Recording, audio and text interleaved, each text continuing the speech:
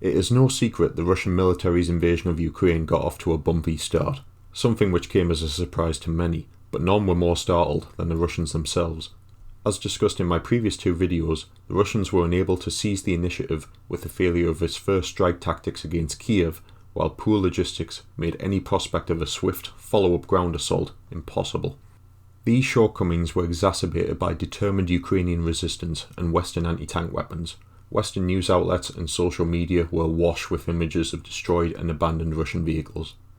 To say Russia's military had a bad first week in Ukraine would be a very accurate assessment. What is inaccurate is the assumption this means the Russian forces are spent. First impressions can be misleading, for while it is true in the first week of the conflict abandoned Russian vehicles could be readily found, how many have we seen in the month of March? Numerous Russian jets were lost on the first day of the war. The Ghost of Kiev may have destroyed as many as 6. Has this tally increased? Russia was dealt a bloody nose in the first days of the war, but as we all know, Russia had a catastrophic start to World War II. And look how that ended. Welcome to the Watchman's broadcast, and today we will be looking at how in the last few weeks Russia is getting itself back into the fight in Ukraine. The Russians clearly entered the war unprepared. The hopes their elite troops would kick in the door and any remaining hostiles would be crushed by their sheer numbers has proved a folly in hindsight. Having said that, they have learned from this error. Rather than continuing to try and rush armoured formations forward to their objectives, leaving their inadequate supply line behind for the tanks themselves to lose momentum and cohesion, the Russians have paused and took stock. Clearly having identified their shortcomings in getting adequate supplies to frontline units, the Russians have addressed this as best they can.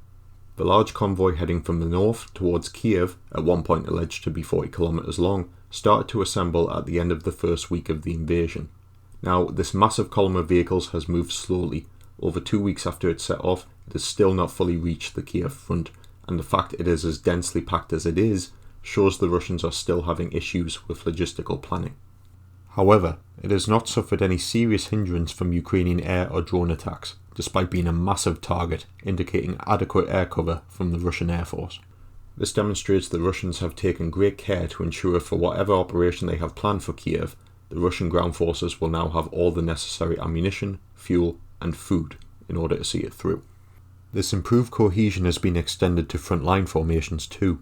Despite the Ukrainians still being able to mount effective ambushes, it is noticeable the Russians are in more coherent formations and can mount more successful responses, as can be seen even in recent footage, see links in the description.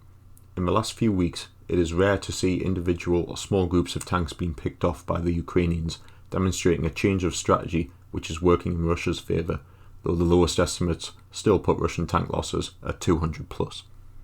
Also, rather than trying to smash through any resistance towards primary objectives in a version of shock and awe, the Russians are now setting more tactical objectives for their troops.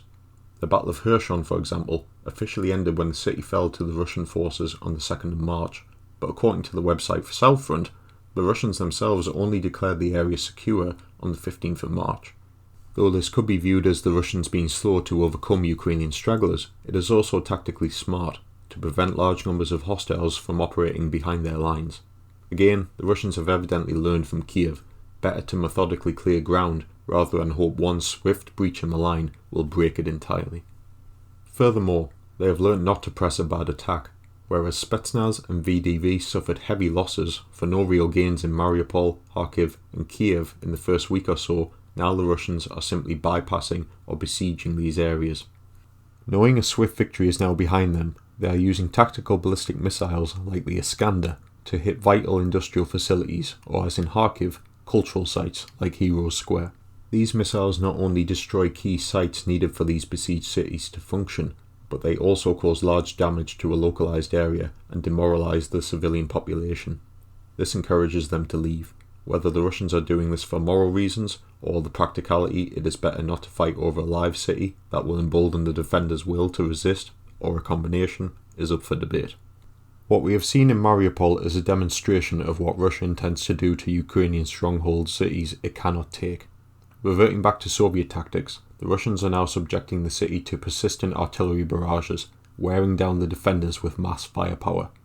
This has further encouraged tens of thousands of civilians to leave Mariupol in order to escape the bombardment, with the city's officials claiming at least 2,000 residents have died since the shelling started on March 2nd, 2022. While the artillery is constant and airstrikes common, the Russians themselves have made no large ground assaults in a bid to take the city, since their professional forward units were repulsed from Mariupol in the first few days of the conflict. What efforts have been made by Russian forces in Mariupol seem to be probing attacks or assaults with very limited objectives, and the troops are predominantly DPR separatists or Chechens, supported by Russian tanks and ordnance. Even on May the 19th, when fighting did reach the centre of Mariupol from the east, only Chechen and separatist units were mentioned, supported by heavy Russian airstrikes. Clearly the Russian military does not want to see any more of its professional troops perish on potentially fruitless missions, again indicating military planners in the Kremlin did not expect to be fighting a prolonged conventional war. The Russians have also used thermobaric weapons, sometimes called vacuum bombs by the media, to annihilate tough opposition and evoke terror in the minds of all Ukrainians. See the description for a video of a thermobaric strike on a Ukrainian airport, and you can see the chilling effect these weapons have. On March 20th, 2022, these horrific munitions were unleashed against Mariupol to break the still defiant defenders. Russia has lost at least 7,000 dead in 3 weeks of this war, and clearly will do anything to see these losses do not continue. Furthermore, the employment of hypersonic missiles by Russia against ammunition storage facilities in western Ukraine on March the 19th demonstrates the Kremlin is willing to use any and all means at its disposal to win this war. Kharkiv and Kiev are likely being set up for the same scenario as Mariupol. Whether Ukraine can resist this remains to be seen, but even if it can, Russia is far from defeated, and it is clear the conflict is rapidly heading towards the gruesome business of total war. Thank you all for watching this episode of the Watchman's broadcast. A big thank you to my first subscribers. I'm so grateful to you all. If you want to see my analysis on why Russia failed in the first week of this conflict, please check out my previous video and check out my first video outlining the success of Russia's bombardment tactics in the Middle East. I'll put the relevant timestamp in the description. Please like and subscribe for more content, and have a pleasant day.